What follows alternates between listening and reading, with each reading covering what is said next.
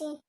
ମୋତେ ପଞ୍ଜୁରୀରୁ କାଢ଼ିଦେଲେ ମୁଁ କିଛି ଖାଇ ପିଇକି ମୋ ଜୀବନ ବଞ୍ଚିଯିବ। ମୁଁ ପୁଣି ପିଞ୍ଜରାରେ ପଶିଯିବି। ମୁଁ ମରିଯିବି ଭାଇ।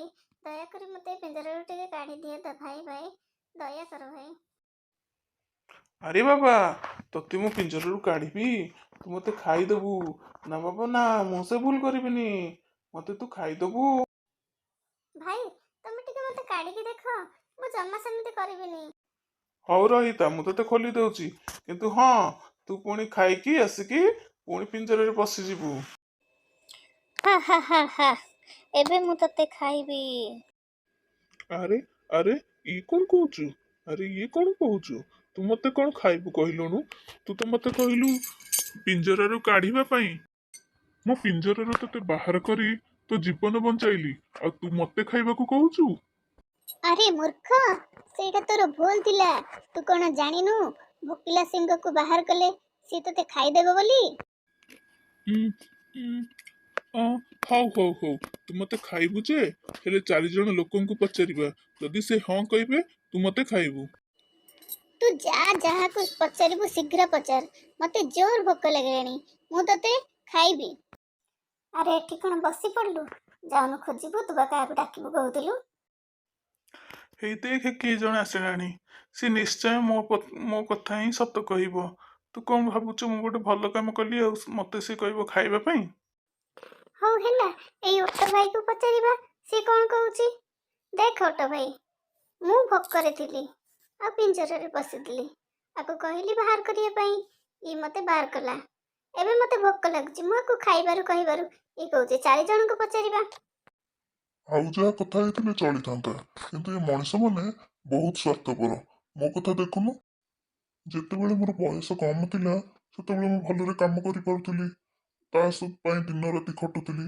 ଏବେ ମୋ ବୟସ ବେଶୀ ହେବାରୁ, ବୁଢା ହେଇଯିବାରୁ ମୁଁ ଟିକେ କାମ କରିପାରୁନାହିଁ, ଆଉ ସେ ମତେ ବାଡିରେ ପିଟୁଛି। ମୋ କହିବା କଥା ହଉଛି, ଏ ମଣିଷ ମାନଙ୍କୁ ଆଗ ମାରିଦବା କଥା।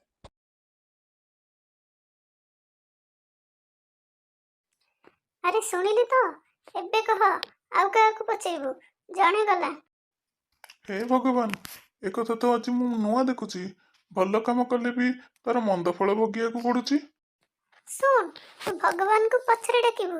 ଏମିତିରେ ବି ମୁଁ ତତେ ଖାଇଦେଲେ ତୁ ଭଗବାନଙ୍କ ପାଖକୁ ପଳେଇବୁ ନା, ସେଇଠି ବସି କଥା ହବୁ।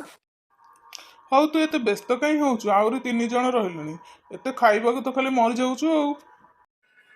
ହଉ ଶୀଘ୍ର ଶୀଘ୍ର ଡାକ ଡାକ। କୋଉ 3 ଜଣ ତତେ କହିବେ ମୁଁ ତତେ ଖାଇବିନି ବୋଲି? ରହ ରହ, ମୁଁ ଦେଖୁଛି କାହାକୁ ପଚାରିବା। ଦେଖ, ମୁଁ ଭାବୁଛି ଏ ବରଗଛ ହିଁ ସତ କହିବ। ତାକୁ ସବୁ ପଚାର। ଆଚ୍ଛା ବରଗଛ, ତୁ ତ ସବୁ ଜାଣିଛୁ, ଏବେ କହ ମୁଁ ମଣିଷକୁ ଖାଇବି କି ଖାଇବିନି? ମୋ ମତରେ ଯେତିକି ମଣିଷ ଅଛନ୍ତି ସମସ୍ତଙ୍କୁ ମାରିଦେବା କଥା, କାରଣ ସେମାନେ ସମସ୍ତେ ବହୁତ ସ୍ୱାର୍ଥପର।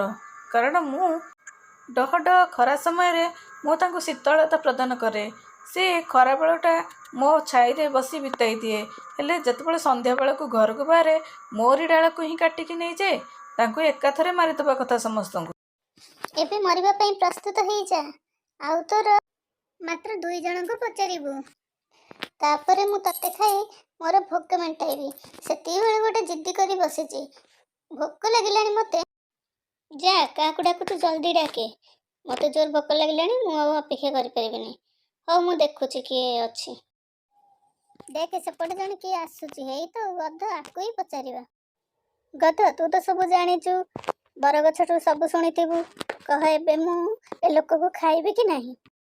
ଯଦି ତୁମେ ମୋତେ ନ ପଚାରିଥାନ୍ତ ତଥାପି ମୁଁ କହିଥାନ୍ତି, କାରଣ ଏ ମଣିଷ ଜାତିଟା ବହୁତ ସ୍ୱାର୍ଥପର। ଦେଖୁନୁ ମୋ ଅବସ୍ଥା କ'ଣ କଲାଣି। ଏତେ କାମ କରି କରି ତଥାପି ମୋ ମାଲିକ ମୋତେ ବାଡ଼ଉଛି। ତୁ ଆକୁ ଜଲ୍ଦି ଖାଇଲୁ, ଶୀଘ୍ର ଖାଇଦେ। 3 ଜଣ ତ ଗଲେ, ଆଉ କାହିଁ କାହାକୁ ଡାକିବା? ତତେ ଖାଇଦିଏ। 3 ଜଣଙ୍କୁ ତୁ ପଚାରିଲୁ, ଆଉ ତ ମାତ୍ର ଜଣେ ବାକି ଅଛି। ଆଉ ଯଦି ସିଏ କହିବ ତୁ ମତେ ଖାଇଦବାକୁ, ହଉ ତୁ ଖାଇଦବୁ ଆଉ କଣ। ବ୍ୟସ୍ତ ହନି, ମୁଁ ଆଉ ଜଣଙ୍କୁ ପଚାରୁଛି। ହଉ, କଥା ଦେଇଛି ଯେତେବେଳେ, ହଉ ରଖିଲି। ଆଉ ଜଣକୁ ଡାକେ, ତାପରେ ତମର ଖୁସି ଆଉ। ଏଇ ଦେଖିଲୁ ଆଗରେ କିଏ ଆସୁଛି? ବିଲୁଆ ନାନା ବୋଧେ ନା କଣ? ହଉ ତୁ ତାକୁ ପଚାର। ମୁଁ ଏଠି ବସିଲି, ତୁ ତ ମତେ ଖାଇବୁ ଆଉ। 3 ଜଣ ଯେତେବେଳେ କହିଲେଣି, ଆଉ ଇଏ ଆଉ କଣ କରିବ? ଇଏ ତ କହିବ ମତେ ଖା ବୋଲି ଆଉ। ହଉ ପଚାର। ମୁଁ ଦୂରରୁ ଥାଇ ସବୁ ଦେଖୁଛି, ଆଉ କୋଉମାନେ କଣ କଲେ ସେଇଟା ବି ଶୁଣୁଛି। ଆଉ କିନ୍ତୁ ଏ କଥା ବୁଝିପାରୁନି ଯେ ଏତେ ବଡ଼ ଜନ୍ତୁ ସେ ଛୋଟ ପିଞ୍ଜରରେ ପଶିଲା କେମିତି? ତମେ ଟିକେ ପଶିକି ଦେଖେଇଲ, ମତେ କାହିଁ ବିଶ୍ୱାସ ହଉନି। କଣ କହୁଛ? ମୋ ବିଶ୍ୱାସ ହଉନି? ତିନି ଜଣ ଗଲେ ସମସ୍ତଙ୍କ ବିଶ୍ୱାସ ହେଲା, ତମର ଖାଲି ବିଶ୍ୱାସ ହଉନି? ଆଉ ଦେଖ ମୁଁ କେମିତି ପଶୁଛି। କଣ ଜନ୍ତାରେ ମୁଁ ପଶି ପାରିବିନି? ଏଇ ଗୋଟେ ସାଧାରଣ କଥାକୁ ବିଶ୍ୱାସ କରିପାରୁନି? ଏ ବାଟୋଇ ଭାଇ, ଏବେ ତୁମେ ତୁମ ଘରକୁ ଯାଅ। ଏ ଜଙ୍ଗଲର ଜୀବଜନ୍ତୁ ସାଙ୍ଗରେ ତମର କୌଣସି ସମ୍ପର୍କ ନାହିଁ। ତୁମକୁ ବହୁତ ବହୁତ ଧନ୍ୟବାଦ ବିଲୁଆ ନନା। ଆଜି ଯଦି ତୁମେ ନଥାନ୍ତ ତାହେଲେ ଏ ଦୁଷ୍ଟ ସିଂହ ମତେ ଖାଇ ଦେଇଥାନ୍ତା।